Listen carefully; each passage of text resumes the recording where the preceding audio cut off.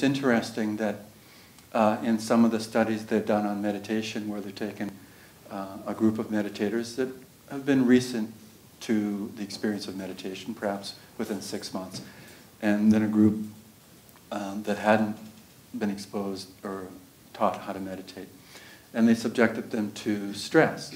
I think what they did was they had them in a nice, quiet, softly lit room and came up behind them with a paper bag blown up the wind.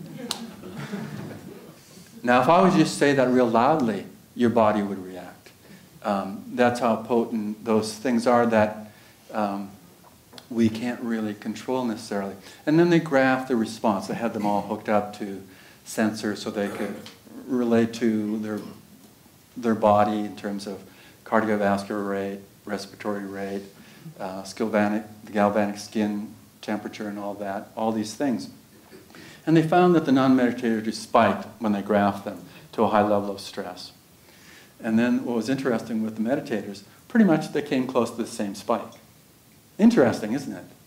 The difference was at that point that the meditators came down almost immediately to equilibrium, and the non-meditators were off that graph. And it's really that portion of it that creates the disturbance in us. Because we are going to have intense situations likely to happen in our lives outwardly.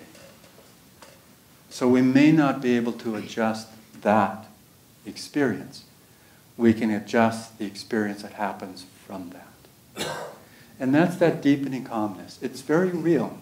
There's no hesitation to doubt.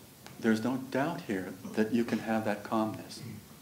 We know it spiritually, and we know it scientifically from the medical world.